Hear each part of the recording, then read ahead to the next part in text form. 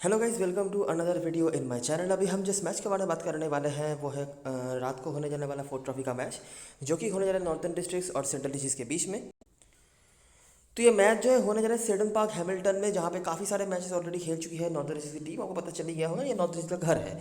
सबसे बड़ा जो पॉइंट है और सबसे बड़ा जो इशू है वो है बारिश। मुझे लगता तो नहीं है कि ये मैच हो जाएगा। अभी बारिश ही बचा सकता है आपको, मतलब अगर वेदर सही हो जाए तो शायद मैच हो भी जाए। अगर होता भी है तो भी मुझे लगता नहीं कि बहुत बड़ा कुछ आपको मैच देखने को मिल जाएगा। छोटा ही मैच होगा अगर होता है तो, अगर वेदर कहीं से सही वगैरह हो जाए तो। क्योंकि मैच के टाइम पे ही बारिश जो है शुरू होने वाला है, उसके पहले तक तो फिर भी सही है, क्लाउडी रहेगा, लेकिन उस समय बारिश नहीं है। लेकिन मैच के टाइम पे बारिश होने के चांसेस हैं। अभी हम ये तो कुछ कर नहीं सकते हैं। जो चीज़ हम कर सकते हैं उसके बारे में हम आगे बातें करते हैं। नॉर्थर्न डिस्ट्रिक्ट्स ने अपना मैच जो है खेल के रखा हुआ था, पहला वाला कैंटरबरी के अगेंस्ट में। दूसरा मैच उनका भी बारिश की वजह से नहीं हो पाया था, वो भी कैंटरबरी के अगेंस्ट में ही था। तो वहाँ से कुछ चीज़ें हमने देखी थी कि क्या क्या स्ट्रेंथ वगैरह है, क्या क्या वीकनेस है, हमने जो डिस्कस करा भी था उसी हिसाब से ही चीज़ें चल रही थी।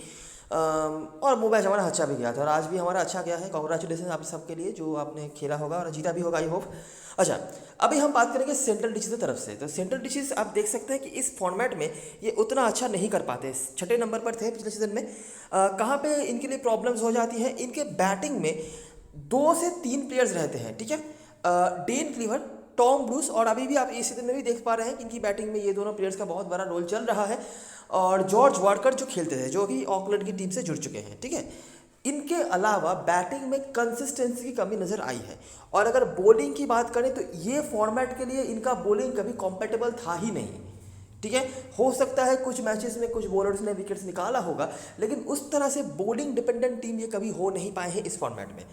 T20 फॉर्मेट के लिए फिर भी सही है, प्लंकेटशिप में भी चलो ठीक ही है, लेकिन इस फॉर्मेट के लिए इनके बॉलर्स उतने कॉम्पैटिबल कभी भी नहीं हो पाए हैं।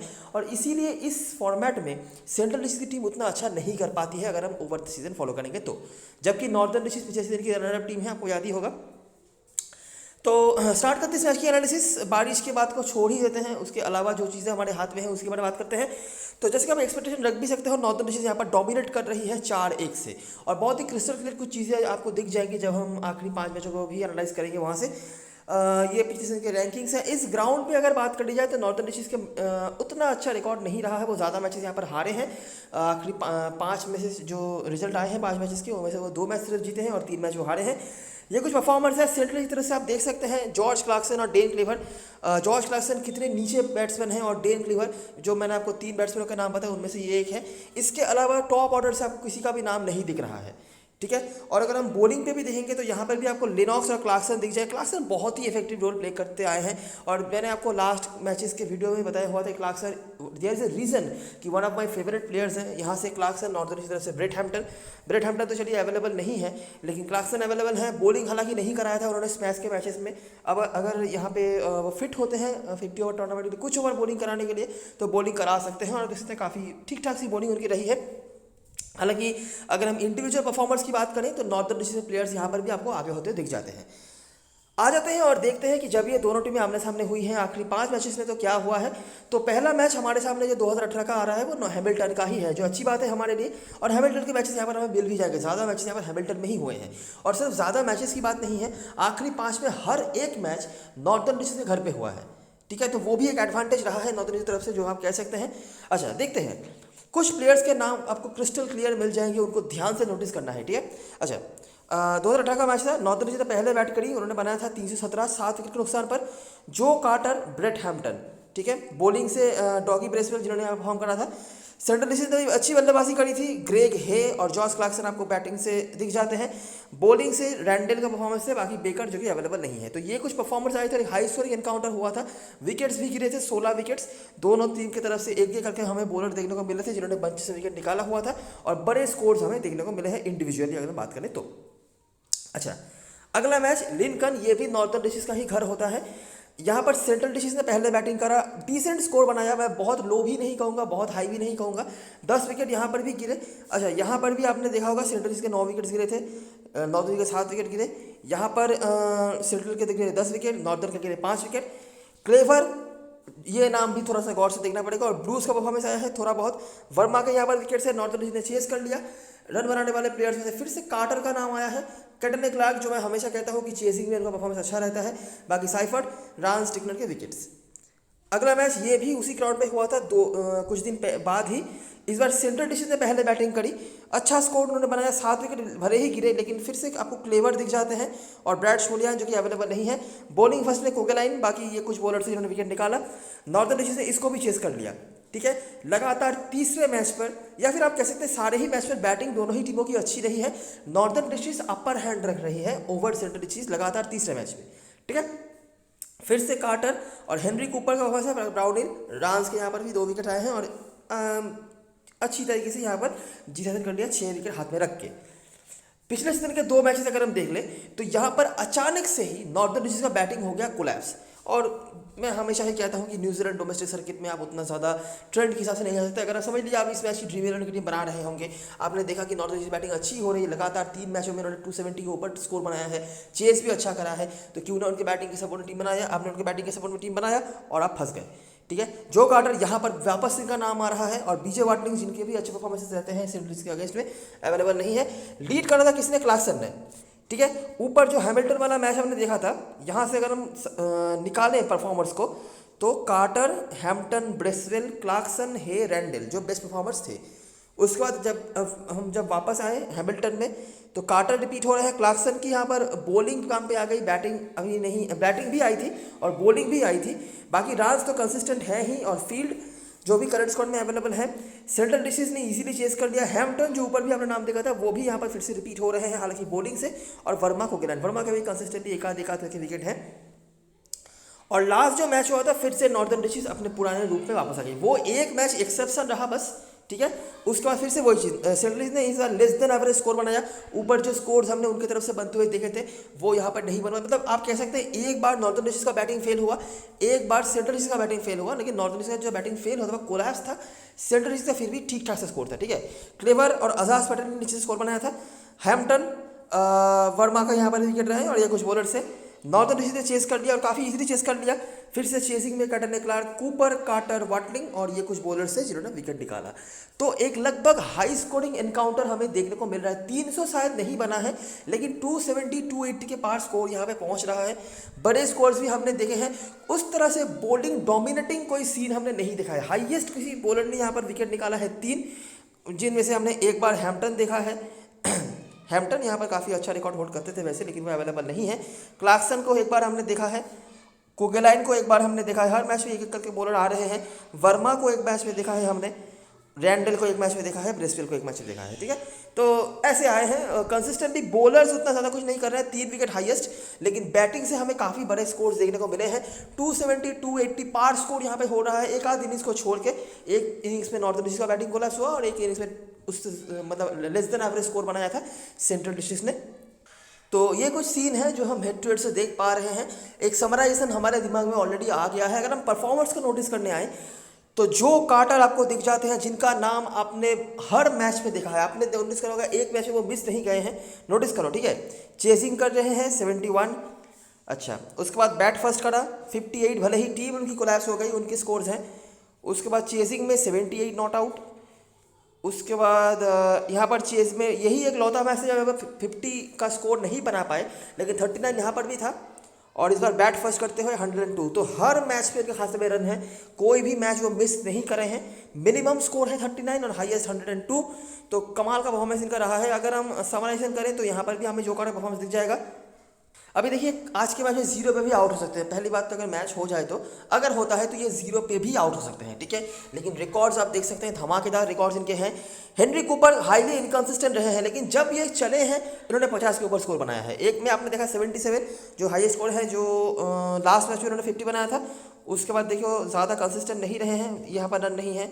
उसके बाद जैसा आया 77, उसके बाद फिर से लगातार 2-3 मैच में रन नहीं है, ठीक है।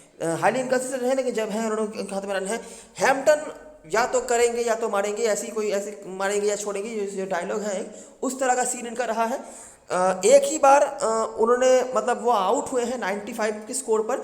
उसके अलावा काफ़ी बार नॉट आउट रहे हैं, उनको ढंग से बैटिंग नहीं मिली है। आपने नोटिस करा होगा कि नॉर्दर्न डिस्ट्रिक्स ने कई बार 4 विकेट 5 विकेट खो के मैचेस को जीता है, इसीलिए इनके पास बैटिंग नहीं आई है। लेकिन जब भी आई है इनके पास बैटिंग, इन्होंने अच्छा करा है। एक में 95 बनाना था उन्होंने, और एक ही बार मेरे ख्याल से वो फेल हुए हैं, नहीं तो लगभग हर बार इनके अच्छे स्कोर्स रहे हैं। सेंट्रल की तरफ से एक ही बैट्समैन है जो थोड़ा बहुत कंसिस्टेंसी दिखा रहे हैं, वो है डेन क्लीवर। इनके भी लगभग हर मैच में रन है। एक बार जो उन्होंने 50 नहीं बनाया था, वहाँ पे कोई 25-30 के भीतर कोई स्कोर उन्होंने बनाया था। उसके बाद से ये जो 2018 वाला मैच था, यहाँ पर वो खेले नहीं थे, उसके बाद से नोटिस करो, ठीक है। बैट फर्स्ट 83, उसके बाद बैट फर्स्ट 108। हालांकि ये दोनों ही स्कोर्स लिंकन के ग्राउंड पे थे, लेकिन हैमिल्टन में भी हमें देखना पड़ेगा, तो यहाँ पे वो जल्दी आउट हो गए थे। लेकिन यहाँ पर फिर से बैट फर्स्ट करा 57। तो बैटिंग फर्स्ट में उन्होंने हमेशा स्कोर बनाया है। एक ही बार चेज करने का मौका मिला था, वहाँ पर कुछ खास वो कर नहीं पाए थे, ठीक है। और ओवरऑल भी मैं आगे भी कुछ चीज़ें आपको बताऊंगा, जहाँ पे भी डेन क्लीवर का नाम आपको कई बार सुनने को मिल जाएगा। बॉलिंग पे कंसिस्टेंटली कोई नहीं है, एक आध बार किसी ने परफॉर्म करा होगा, लेकिन कंसिस्टेंटली हमने किसी का भी नाम नहीं देखा है। अच्छा, तो ये हिट रेट की बातें, परफॉर्मर्स कौन कौन से आए हैं, कैसे कैसे मैचेस गए हैं, कहाँ पे हमने ज़्यादा फोकस करना है, ये हमने नोटिस कर ली है। अभी हम बात करेंगे ग्राउंड के बारे में, ठीक है। तो ये नॉर्दर्न डिस्ट्रिक्ट का घर है। पिछले 2 सीजन में हमें 5 मैच यहाँ पर हमें ढूंढने को मिल जाएगा। तो देखते हैं कि यहाँ पर कैसे मैचेस होते हैं।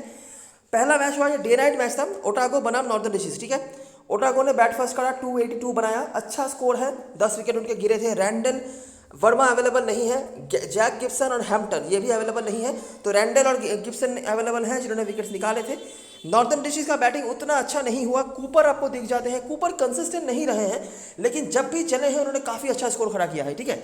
बाकी पेसर्स के यहाँ पर रोल रहे हैं। ऊपर भी आपने जितने विकेट्स देखे हैं सबके पेसर्स ही थे। और लेग स्पिनर जो थे यहाँ पर, लेग स्पिनर मतलब पता ही होगा आपको ओटागो का कौन है, माइकल रिपन, उन्होंने यहाँ पर 3 विकेट निकाला था। चलो जी, अगला मैच, बैट फर्स्ट करा कैंटरबरी ने, 292। फिर से जैक गिब्सन आए, सोधी, हैम्पटन इनके परफॉर्मेंसेस थे।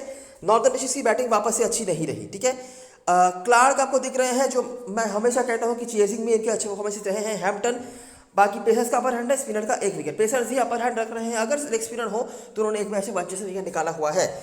उसके बाद अच्छा, ये जो 2 मैचेस हैं, ये 2 मैचेस हैं 19-20 वाले सीजन का, ठीक है। तो उस सीजन में कार्टर का भी आपको नाम नहीं दिख रहा है, लेकिन इसके बाद से नोटिस करो, 2 मैच आपने ऊपर देखा था जो हैमिल्टन में हुआ था, जो सेंट्रल डिस्ट्रिक्ट के अगेंस्ट में ही हुआ था। तो वो 2 मैच यहाँ पे हैं। तो वहाँ पे एक मैच में नॉर्दर्न डिस्ट्रिक्ट का बैटिंग हो गया था, कोलास, कार्टर हालांकि चले थे। बाकी पेसर्स ही हमें देखने को मिले हैं। लिनॉफ से लौते स्पिनर रहे हैं, और यहाँ से क्लार्कसन बैटिंग बॉलिंग दोनों तरफ से, डांस बॉलिंग से, फील्ड की बॉलिंग की यहाँ पर काम आई थी। और यहाँ पर कुगलाइन सिर्फ करंट स्कोर में अवेलेबल है, और हैम्पटन वर्मा तो अवेलेबल नहीं है। और दूसरा मैच जो हुआ था, वहाँ पे सेंट्रल डिस्ट्रिक्ट ने पहले बैटिंग करी, जहाँ पर क्लेवर, यहाँ से वॉकर, फिशर जो करंट स्कोर में अवेलेबल है, और चेजिंग करते हुए कटन क्लार्क, कार्टर, कूपर, वाटलिंग काफ़ी अच्छा रिकॉर्ड होल्ड करते हैं सेंट्रल डिस्ट्रिक्ट के अगेंस्ट में। नहीं है टीम में, इसलिए ज़्यादा बातें नहीं कर रहा, लेकिन अगर होते तो काफ़ी बातें होता लगी थी इनके लिए। बाकी ये कुछ बॉलर्स से जिन्होंने विकेट निकाला हुआ था, नॉर्दर्न डिस्ट्रिक्ट ने चेज कर लिया था। और लास्ट जो मैच हुआ था इस ग्राउंड पे, जो कि हुआ था प्रिलिमिनरी फाइनल, मतलब इस मैच को जीत के फाइनल पे गई थी नॉर्दर्न डिस्ट्रिक्ट। देखो ऊपर आपने ज़्यादा देखा होगा कि कूपर के ज़्यादा स्कोर्स नहीं है। मैं फिर से आपको रिमाइंड करवा दूँ, देखो यहाँ पर नाम आया था 75, उसके बाद नाम नहीं है, तो कोई स्कोर नहीं है, ज़्यादा कुछ नहीं है, कोई भी स्कोर नहीं है। उसके बाद यहाँ पर वो आए 51, ठीक है। और जो प्रिलिमिनरी फाइनल था वहाँ पर भी वो चले, और क्या ही चले, 146। कार्टर तो कंसिस्टेंट है ही, हैम्पटन, रवाल ये भी कंसिस्टेंटली चल रहे हैं। फिर से लेग स्पिनर कोई आया जिन्होंने 2 विकेट निकाला। स्पिनर ज़्यादा यहाँ पर चल नहीं रहे हैं, लेकिन लेग स्पिनर अगर आपके पास है तो आप सोच सकते हैं। पेसर्स का अपर हैंड, वेलिंगटन उतना अच्छा बैटिंग ऑफकोर्स नहीं कर पाई थी, जहाँ पर कुगलाइन, जो वाकर के परफॉर्मेंस थे, और ये कुछ बॉलर्स थे जिन्होंने विकेट निकाला, ठीक है। तो लगातार 3 मैचेस में, पिछले सीजन के जो तीनों ही मैचेस हैं, तीनों ही मैच में हमने कंसिस्टेंटली एक ही बैट्समैन को देखा है, वो है जो कार्टर। हेनरी कूपर कंसिस्टेंट नहीं रहे हैं, जब भी चले हैं 50 के ऊपर गए हैं, और एक में तो बहुत बड़ा शतक उन्होंने लगा के रखा हुआ है। और इसीलिए मैं हमेशा कहता हूँ कि नॉर्दर्न डिस्ट्रिक्ट के जब घर पे मैचेस होते हैं ना, ये एक प्लेयर ऐसे होते हैं जिनको लोग उस तरह से फोकस नहीं करते हैं, लेकिन ये कई कबार आपके लिए ब्लैक हॉर्स के तौर पर सामने आ जाते हैं। बाकी अगर हम रनों के रेंज की बात करें तो बैटिंग फर्स्ट में हमने यहाँ पे डिसेंट स्कोर्स बनते हुए देखे हैं, ठीक है।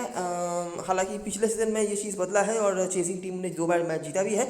लेकिन जो मोस्ट स्कोर्स हैं, अगर हम ज़्यादा स्कोर्स की बात करें, 280 290 के आसपास जो स्कोर बने हैं, जैसे कि 290 यहाँ पर बना था, उसके बाद यहाँ पे 280 बना था, उसके बाद लास्ट जो मैच हुआ था यहाँ पे 350 बन गया था। ये स्कोर्स बैटिंग फर्स्ट में ही बने हैं, ठीक है। चेसिंग टीम उसके नीचे जो स्कोर्स बन रहे हैं, जैसे 253 चेस कर रही थी, उसके बाद 194 यहाँ पे चेस कर रही है। तो ये सारी चीज़ें जो ग्राउंड से बताने लायक था। रन यहाँ पे बन सकते हैं जो भी टीम बैटिंग फर्स्ट कर रही है। अगर आपको कुछ बैटिंग देखना है तो वो आप देख सकते हैं बैटिंग फर्स्ट में, ठीक है। चेजिंग अगर 250 के इर्द गिर्द कुछ स्कोर हुआ तो वो चेज हो सकता है। उसके ज़्यादा अगर बन गया, मतलब 280 के ऊपर, अगर 270 280 के ऊपर स्कोर अगर चला गया तो हमने चेज होते हुए अभी तक नहीं देखा है रिसेंट मैचेस में, ठीक है। अच्छा, एक बोनस आपके लिए है, वो है अभी तक तो चलिए इस सीज़न में इन दोनों टीमों के बीच कोई मैच नहीं हुआ है और ना ही हैमिल्टन में कोई मैच हुआ है, मतलब प्लंकेट शील्ड का या फोर्ड ट्रॉफी का। लेकिन पिछले सीजन में प्लंकेट शील्ड का एक मैच हुआ था। हालांकि इस मैच को कितना सीरियसली लेना है मैं बता नहीं सकता, क्योंकि बारिश वहाँ पे भी हो रहे थे और दोनों टीम को एक एक करके इनिंग्स फॉरफिट करना पड़ा था। लेकिन जो हुआ था मैं आपको दिखा देता हूँ कि क्या हुआ था। नॉर्थन डिस्ट्रिक्ट ने एक पहले बैटिंग करी थी जहाँ पर हमको कूपर और रवाल देखने को मिले थे, और बॉलिंग से रन्स जो रिपीट हो रहे हैं, कूपर भी हमने रिपीट होते हुए देखा है, रवाल है बैटिंग फर्स्ट में जो हम कंसिडर करते भी हैं। ब्रेसवेल दोनों इनिंग्स ने अपने दूसरे इनिंग्स को, एक ने दूसरे को और एक ने पहले इनिंग्स को फॉरफिट कर दिया था। सेंट्रल ने चेस कर लिया था इजीली, जिसको लीड करा था हे ने और जॉर्ज वार्कर, जिनके भी काफ़ी अच्छे रिकॉर्ड्स रखे हैं इस फिक्चर में, वो तो अवेलेबल नहीं है, और ये कुछ परफॉर्मर्स थे। तो हे, कूपर, रवाल, रान्स, ब्रेसवेल ये हमें यहाँ से मिले हैं, ठीक है। और अगर मैं ओवरऑल भी प्लंकेट शील्ड के परफॉर्मेंस की बात करूँ तो ये रिपीट होंगे आपके सामने। इसके अलावा भी आपके सामने क्लेवर बहुत बड़ी तरीके से आएंगे, ठीक है। ओवरऑल भी सेंट्रल डिस्ट्रिक्ट यहाँ पर थोड़ा पीछे ही चलती है नॉर्थन डिस्ट्रिक्ट से, लेकिन क्लेवर आपको बहुत बड़ी तरीके से दिख जाते हैं, हे आपको बहुत बड़ी तरीके से दिख जाते हैं। ब्रूस कुछ मैचों में रन है, कंसिस्टेंट ज़रूर नहीं है लेकिन है थोड़े बहुत, और करंट स्क्वाड मेंबर्स में से आपको उतना ज़्यादा कुछ देखने को नहीं मिलता है, ठीक है। बस ये कुछ चीज़ें हैं, जो सारी चीज़ें आपके सामने रखने लायक था, मैंने आपके सामने सब कुछ रख दिया है। अभी मैच अगर हो जाए तो काम पे आप लगा सकते हैं, नहीं तो बस जान के रखो, क्या पता आने वाले मैचेस में ये काम पे आपके आ भी जाए। ऑफ कोर्स इन दोनों में मैच तो होना ही है आगे जाके कहीं ना कहीं पे। अच्छा, तो हो गई ये सारी चीज़ें। अभी बात करते हैं प्लेइंग इलेवन के बारे में और क्या क्या चीज़ें हो सकती हैं और कौन कौन से प्लेयर हमारे लिए इंपॉर्टेंट हो सकते हैं। नॉर्थन डिस्ट्रिक्ट की तरफ से ऐसा प्लेइंग इलेवन हो सकता है, कटन क्लार्क ओपनिंग कर रहे थे साइफर्ट के साथ, अच्छा स्टार्ट लिया था उन्होंने। फॉर्म का मैं कोई गारंटी नहीं दे सकता, ये ऐसे प्लेयर नहीं है कि इनके बैटिंग को देखकर आप इनकी फॉर्म का आइडिया लगा सकें। टच पे नजर आए थे लास्ट सुपर स्टार्स के मैच में, बस इतना ही मैं कह सकता हूँ। बाकी मैं हमेशा इनको सेकंड इनिंग्स में प्रायोरिटी देता हूँ। अगर आप चाहें तो अगर लेना चाहते हैं तो सेकंड इनिंग्स में मैं ज़्यादा प्रायोरिटी दूंगा और रवाल को पहले इनिंग्स में। तो ये तीन आपके लिए टॉप 3 बनाएंगे। साइफर्ट कीपर सेक्शन में होंगे तो दिक्कत तो ये होगा कि क्लेवर हैं आपके पास जिनको गलती से भी हम छोड़ नहीं सकते, और साइफर्ट का इस फॉर्मेट में उतना अच्छा कुछ रिकॉर्ड रहा नहीं है, ठीक है। बाकी आप क्या करना चाहते हैं आप देख सकते हैं। मैं शायद अपने टीम में इनको मैनेज नहीं कर पाऊँ, क्योंकि इनके जगह पर लेने लायक काफ़ी सारे बैट्समैन हमारे पास हैं। अगर हम साइफर्ट नहीं लेते हैं, हमारे पास कार्टर हैं, रवाल क्लार्क में से कोई एक है, कूपर है, तो अच्छे ऑप्शंस हैं, तो इनको हम कंसिडर कर सकते हैं। साइफर्ट अगर आप सेफ रहना चाहते हो, काफ़ी लोग ले सकते हैं, इवन कैप्टन भास्कर भी बना सकते हैं, तो आप ले सकते हो। बाकी इनके सपोर्ट में ज़्यादा कुछ बताने के लिए मेरे पास नहीं है। कॉलिन ग्रैंडम मुझे कुछ बताने की ज़रूरत नहीं है क्या चल रहा है इनके साथ, और मुझे लगता है अभी इनको बॉलिंग भी नहीं दी जाएगी। जो मार इनको मारा था कार्टर ने, लियो कार्टर ने, उसके बाद से मुझे लगता है कुछ मैचेस तक तो इनको ज़रूर से बॉलिंग नहीं मिलनी चाहिए। उसके बाद कुगेलाइन है, बिल्कुल भी फॉर्म पर नज़र नहीं आ रहे हैं, मोमेंटम बिल्कुल नहीं है इनके पास। क्रिटिकल सिचुएशन में जहाँ पर वो मतलब पिछले सीजनों में इफेक्टिव होते थे, अभी उनके ओवर में मैच निकल जा रहा है हाथ से। बाकी बैटिंग भी कुछ खास नहीं कर रहे हैं, लेकिन अभी भी इंपॉर्टेंट रोल प्ले करते हैं टीम में। देखना पड़ेगा आगे क्या होता है। बाकी रैंडल, वाकर, इस सोधी जी इनकी वापसी होने जा रही है, और हमने देखा लेग स्पिनर्स यहाँ पर काम पे आते हैं, तो बिल्कुल हम रख सकते हैं टीम में, कोई दिक्कत वाली बात नहीं है। बाकी इससे ज़्यादा मैं नहीं कहूँगा कुछ। और जैक गिब्सन और फिशर में से कोई एक खेल सकते हैं अगर टीम वाकर और सोधी दोनों को खिलाती है तो, और अगर दोनों में से एक को खिलाती है तो वो दोनों पेसर्स को भी खिला सकते हैं, ठीक है। तो हमारे टीम में जो प्लेयर जरूर से होंगे, रवाल और क्लार्क में से कोई एक, कार्टर, कूपर में अगर बहुत मुश्किल नहीं हो रहा है तो मैं मैनेज करूंगा। इनकंसिस्टेंट रहे हैं, लेकिन मुझे लगता है कि यहाँ पे आप इनको ट्राई कर सकते हैं। इनकंसिस्टेंट है ये तो ज़रूर पक्की बात है, इसीलिए मैंने कहा कि अगर स्पेस मैनेज करने में कोई दिक्कत नहीं हो रही है तो हम देख सकते हैं। बाकी उसके बाद रैंडल हमारे लिए बॉलिंग में बहुत इंपॉर्टेंट रोल प्ले करने वाले हैं, और सोधी इनके परफॉर्मेंसेज अच्छे रहे हैं और एक आध बार पंचिस में भी इन्होंने विकेट निकाले हुए हैं। गिब्सन थोड़ा कंसिस्टेंट ज़्यादा रहे हैं, ठीक है। गिब्सन और फिशर में से जो खेलेंगे बॉलिंग फर्स्ट में आप चाहो तो ले सकते हो, और रैंडल उसके बाद, और इस सोधी तो वैसे भी हम लेने ही वाले हैं, परसेंटेज प्लेयर ये होने वाले हैं। उसके बाद अगर सेंट्रल की तरह से बात करें तो इनके टीम में बेन स्मिथ भी हैं, बेली विगिंस भी हैं, ठीक है, दोनों ही ओपनिंग कर सकते हैं। अगर टीम दोनों को खिलाती है तो उनका बैटिंग थोड़ा लंबा हो सकता है, और अगर वो दोनों में से एक को खिलाते हैं उनका बॉलिंग लंबा हो जाएगा, ठीक है। हालांकि पॉसिबिलिटी है कि यहाँ पे जोई फील्ड नहीं खेलें और बेन स्मिथ खेलें, और ऐसा हो सकता है। मुझे लगता नहीं कि इसमें बहुत ज़्यादा दिक्कत होना चाहिए, क्योंकि क्लार्कसन अभी बॉलिंग नहीं करा रहे हैं, तो क्लार्कसन तक तो प्रॉपर बैटिंग इनके पास आ गई, ठीक है। और ये मुझे लगता है अगर ऐसा लाइनअप रहता है तो आपके पास 6 बॉलर हो गए। अगर बेन स्मिथ खेलते हैं तो छठा बॉलर अगर ज़रूरत पड़े छठे बॉलर की, तो वो क्लार्कसन को ही होना पड़ेगा। लास्ट जो सुपर स्मैश का मैच चल रहा था, अगर आपने वो मैच देखा होगा तो आपको पता होगा, अगर नहीं देखा होगा तो आपको याद होगा कि उस मैच में लास्ट ओवर बॉलिंग कराई थी जेडन लेनॉक्स ने, ठीक है। तो काफ़ी सारी ऐसी बातें भी हो रही थी कि क्या क्लार्कसन से एक ओवर कराया जाएगा लास्ट ओवर, क्योंकि स्पिनर से लास्ट ओवर करवाना रिस्की हो सकता है, लेकिन वहाँ पे भी क्लार्कसन ने बॉलिंग नहीं कराई थी। तो इसका मतलब ये है कि अगर बहुत ही क्रिटिकल कोई सिचुएशन नहीं आता है तो क्लार्कसन अभी भी उतने फिट नहीं है बॉलिंग कराने के लिए, जितना मुझे समझ में आ रहा है। तो इसीलिए मैंने सोचा है कि फील्ड खेल सकते हैं, एक्स्ट्रा बैट्समैन नहीं खिलाए टीम, और क्लार्कसन ब्रेसवेल नीचे जो बैटिंग की ज़रूरत पड़ी, इवन यहाँ पर लेनॉक्स, उसके बाद फील्ड, ये बैटिंग थोड़ी सी कर सकते हैं, तो ऐसा कर सकते हैं, मतलब फील्ड और बेन स्मिथ से कोई एक खेलेंगे, ये पकड़ के चलो, ठीक है। बाकी अगर बात करें तो ग्रेग है, काफ़ी अच्छा रिकॉर्ड होल्ड करते हैं, डिसेंट, मतलब बहुत ज़्यादा कुछ नहीं लेकिन डिसेंट रिकॉर्ड होल्ड करते हैं। बेली विगिंस 1-1.5 साल पहले जो पोटेंशियल उन्होंने दिखाया था, उसके बाद से कंसिस्टेंसी की तो बहुत कमी नजर आ रही है, ठीक है। इस सीजन में भी प्लंकेटशिप के पहले मैच में क्या ही पारी उन्होंने खेली, उसके बाद शांत पड़ गए, और क्या ही शांत पड़ गए, मतलब बिल्कुल खाता खोलने का नाम ही नहीं दे रहे ढंग से। तो यही प्रॉब्लम है, मुझे लगता नहीं आप इनको कहीं से मैनेज कर पाएंगे। डेन क्लिवर मस्ट हैव है, और एक बार के लिए मैं साइफर छोड़ दूंगा, लेकिन डेन क्लिवर ना सिर्फ छोड़ने के लिए मैं कहूँगा, कैप्टन वाइस कैप्टन मटेरियल भी है, क्योंकि हमें ऑलरेडी आप समझ गए होंगे कि इस पिक्चर में कैप्टन वाइस कैप्टन बैट्समैनों को ही बनाना है, तो बहुत ही इंपॉर्टेंट प्लेयर है। टॉम ब्रूस कंसिस्टेंटली कुछ नहीं करा है, हालांकि बैटिंग सेक्शन में ज़्यादा ऑप्शंस भी आपके पास नहीं होंगे तो आप ले सकते हैं। क्लार्कसन अच्छे रिकॉर्ड होल्ड कर रहे हैं, अगर बॉलिंग कराते तो और इफेक्टिव हो सकते थे, वैसे भी डिसेंट है, मैं इतना ही कहूँगा, इससे ज़्यादा कुछ नहीं कहूँगा। ब्रेसवेल खास कुछ नहीं है इस फॉर्मेट में, उन्होंने कभी खास कुछ करा भी नहीं है, बाकी लग सकते हैं आप, अगर आप चाहें तो रख सकते हैं। बॉलिंग पे सेत्रांस हमारे लिए मस्ट हैव है, हम इनको छोड़ेंगे नहीं। पहले चॉइस आते हैं एडम मिलने, वापसी कर रहे हैं टीम में, ठीक है। अगर मैच होता है तो ये मेरे ख्याल से 2-3 साल बाद ये टीम में वापसी करेंगे किसी फोर्थ ट्रॉफी के मैच के लिए। इससे ज़्यादा मैं कुछ कह नहीं सकता, इन्होंने ऐसा कुछ नहीं करा है इस फॉर्मेट में, मैंने कभी नहीं देखा है इस फॉर्मेट में कुछ करते हुए। T20 स्पेशलिस्ट माने जाते हैं ये ऐसे इनको, बाकी अगर आप चाहें रख सकते हैं, इससे ज़्यादा मैं कुछ नहीं कह सकता। ब्लेयर टिकनर के रिकॉर्ड्स अच्छे नहीं हैं और मोमेंटम भी नहीं है। जोई फील्ड पिछले सीजन में काफ़ी इफेक्टिव रोल उन्होंने प्ले करके रखा हुआ था, और आपने नोटिस करा है कि एक बार जो नॉर्थन डिस्ट्रिक्ट का बैटिंग कोलैप्स हुआ था, वहाँ पर जोई फील्ड ने भी अच्छी बॉलिंग कराई हुई थी। और जेडन लेनॉक्स ऑप्शन है, अगर आप मतलब जोई फील्ड अगर खेलते हैं तो जेडन लेनॉक्स को आप ले सकते हो, नहीं तो अगर नहीं भी लोगे दिक्कत वाली बात नहीं है। तो हमारी टीम में स्मॉल में जो प्लेयर्स होंगे, क्लेवर होंगे, हे होंगे और रांस होंगे, ये 3 तो पहले होंगे। उसके बाद हम क्लार्कसन को ले सकते हैं एक्स्ट्रा बैटिंग पोजीशन के लिए, और अगर हमें बॉलिंग से कुछ देखना है तो शायद मैं जोई फील्ड की तरफ जाऊँ अगर वो खेलते हैं तो, और अगर वो नहीं खेलते हैं तो शायद आप परसेंटेज प्लेयर मिलने के साथ चला जा सकते हो, स्पेशली बॉलिंग फर्स्ट में।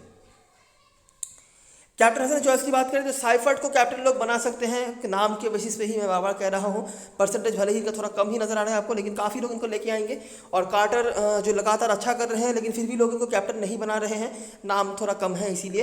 कॉलिन डग्लैंडम परफॉर्मेंस नहीं है, नाम है, इसीलिए लोग कैप्टन बना रहे हैं। और रवाल ले सकते हैं हम बिल्कुल बैटिंग फर्स्ट में। उसके बाद क्लार्क और कूपर में से क्लार्क मैं स्पेशली कहूँगा अगर आपको लेना है तो चेसिंग में ले सकते हो। कूपर एक बहुत ही आउट ऑफ नोवेयर पॉइंट बन सकते हैं, लोग शायद इनको कंसिडर नहीं कर पाए इतने सारे कीपर ऑलराउंडर बैट्समैनों के लेने के चक्कर में, लेकिन बहुत ही इनकंसिस्टेंट रहे हैं, ये सही बात है, लेकिन जब ये चले हैं काफ़ी लंबा खींचा है इन्होंने, ठीक है। और उसके बाद रैंडल सऊदी में से कोई एक, सेटल की तरफ से क्लेवर और ब्रेसवेल के आसपास लोग जा सकते हैं। और क्लार्कसन को लोग कैप्टन अभी नहीं बनाएंगे, क्योंकि ये इनको लोगों को पता चल चुका है ये बॉलिंग नहीं करा रहे हैं, तो सिर्फ बैट्समैन को उतनी जल्दी लोग कैप्टन नहीं बनाते हैं। उसके बाद ब्रूस और रिस्की में हे का ऑप्शन है, इवन रांस को भी आप एक बार के लिए देख सकते हो, तो कुछ विकेट्स इन्होंने लेके रखा है, लेकिन बाकी center dishes as a bowling unit बहुत कंसिस्टेंटली अच्छा नहीं कर रही है, ठीक है। तो ये मेरा बेसिक स्ट्रक्चर है, इसमें से लगभग 9 प्लेयर्स मुझे पक्का पता है कि मैं अपनी टीम में लेने वाला हूँ। ये ब्रूस का स्लॉट है जहाँ पर आप कुछ कर सकते हो, रवाल या क्लार्क में से कोई एक। ऑलराउंडर में क्लार्कसन हमारे लिए मेन ऑप्शन में आ गए हैं। बॉलिंग मुझे लगता है बहुत जल्दी ये करने वाले हैं, ठीक है, ज़्यादा दिनों का वेट नहीं है, बहुत जल्दी करने वाले हैं, क्या पता आज मतलब इस मैच में कर ले, कम ही करें लेकिन कर सकते हैं। अच्छा अभी हमारे पास जो स्लॉट्स बचे हैं 1-2 प्लेयर्स का, वहाँ पर हम कौन कौन से प्लेयर्स को ले सकते हैं। अच्छा बॉलिंग पे आप देख सकते हैं मैंने मैट फिशर को रखा है और रैंडल को रखा है, क्योंकि मैं इनिशियली नॉर्थन डिस्ट्रिक्स सपोर्ट में टीम बना रहा हूँ, इसीलिए अगर आपको एक्स्ट्रा कोई बॉलर ऑप्शन देखना है आप जोई फील्ड के साथ जा सकते हो, जो बॉलर में आपको मिल जाएंगे। एडम मिलने मैं कुछ खास प्रायोरिटी नहीं दे रहा हूँ, बॉलिंग फर्स्ट में अगर आप चाहो ले सकते हो एक्स्ट्रा बॉलर अगर आपको लेना है तो, नहीं तो जोई फील्ड मुझे लगता है काफ़ी ट्राइड एंड ट्रस्टेड ऑप्शन है, सिर्फ नाम कम है इसलिए लोग शायद नहीं ले, लेकिन अच्छे ऑप्शन है। और ऑलराउंडर में आपके पास ब्रेसवेल का ऑप्शन आएगा। कॉलिन रैंडम ना लेने के लिए काफ़ी सारे रीज़न हमारे पास है, हालांकि अभी देखना पड़ेगा कि क्या लक चलता है भाई। बाकी आप देख ही सकते हैं कि इनकी परफॉर्मेंस बिल्कुल भी अच्छी नहीं चल रही है और बॉलिंग भी शायद इनको नहीं मिले। ब्रेसवेल अच्छा ऑप्शन है जिनको आप देख सकते हैं, रिकॉर्ड्स इतने खास नहीं है लेकिन प्रॉपर एक्सपोजर मिलता है इनको, और फॉर्म भी बहुत बुरा नहीं चल रहा है, मतलब क्वालिटी रैंडम की तरह तो नहीं चल रहा है, तो ले सकते हैं आप। बैटिंग सेक्शन में आपके पास ये मैंने बताया रवाल और कटन क्लार्क में से किसी एक को ले सकते हैं आप, ठीक है। और बाकी ऑलराउंडर सेक्शन से ही लेंगे तो बेटर होगा, तो वो आप ब्रेसवेल को ले सकते हैं या फिर बॉलिंग में फील्ड या मिलने में से किसी एक को ले सकते हैं। अच्छा यहाँ पे सोधी का भी ऑप्शन है जो मैं भूल गया, जिनको आप बिल्कुल कंसिडर कर सकते हैं, लेकिन ज़्यादा बॉलर लेना नहीं चाहता था ऑलरेडी मैंने, क्योंकि रैंडल और फिशर रखा था तो इसलिए मैंने सोधी नहीं रखा था। बाकी सोधी आप रख सकते हैं, मिनिमम मुझे लगता है 2 विकेट्स के पॉइंट आपको ज़रूर से देके जाएंगे, ठीक है, और अच्छे फॉर्म से भी गुजर रहे हैं तो क्यों नहीं। तो ऐसा सेक्शन आप बना सकते हैं। बॉलर्स मैंने रखे हैं जो मुझे विकेट टेकिंग ऑप्शन लग रहे हैं ऐसे बॉलर्स को, ये फिशर के जगह पे आप कुगेलाइन को भी ले सकते हो, या मिलने या फील्ड जैसे ऑप्शन है आप इनको ले सकते हो। और अगर ऑलराउंडर में देखना है तो ब्रेसवेल जो जेन्युइन ऑलराउंडर होंगे, क्लार्कसन शायद अभी ज़्यादा बॉलिंग नहीं कराएं, ठीक है। कैप्टन हसन चॉइस की बात करें तो अनडाउटेडली कार्टर और क्लेवर, इन दोनों के बाहर मुझे कुछ दिख ही नहीं रहा है। मैं मैनिपुलेटर हो सकता हूँ, ये बैकफायर कर सकता है, लेकिन सारे रिकॉर्ड सारे लॉजिक्स इनके सपोर्ट में जा रहे हैं। दोनों का ही बैटिंग, मतलब क्लेवर का स्पेशली मैं कहूँगा बैटिंग फर्स्ट में रिकॉर्ड अच्छा रहा है, बैटिंग सेकंड में एक ही बार उन्होंने बैटिंग सेकंड करा है, अच्छा नहीं रहा है, लेकिन फिर भी हमारे लिए कैप्टन हसन मटेरियल है और कार्टर की कोई बात ही नहीं है, अनडाउटेडली बहुत ही अच्छे ऑप्शन ये बन जाते हैं। क्लार्कसन अगर बॉलिंग कराते तो बहुत इफेक्टिव प्लेयर बन जाते, लेकिन बॉलिंग क्योंकि नहीं करा रहे फिलहाल, पता नहीं कराएंगे या नहीं, तो इसीलिए मैं कंसिडर नहीं कर रहा, लेकिन बिल्कुल ऑब्वियसली हमेशा ही ये कैप्टन हसन मटेरियल बने रहते हैं। तो ये रही सारी चीज़ें और सारी एनालिसिस वीडियो को पसंद आया हो तो लाइक ज़रूर करना, सब्सक्राइब करना चैनल को, टेलीग्राम चैनल पे ज़रूर ज्वाइन हो जाना, क्योंकि लास्ट टाइम पे सारी अपडेट्स वगैरह वही पे आने वाली हैं। तब तक के लिए best of luck for this match and good bye for now.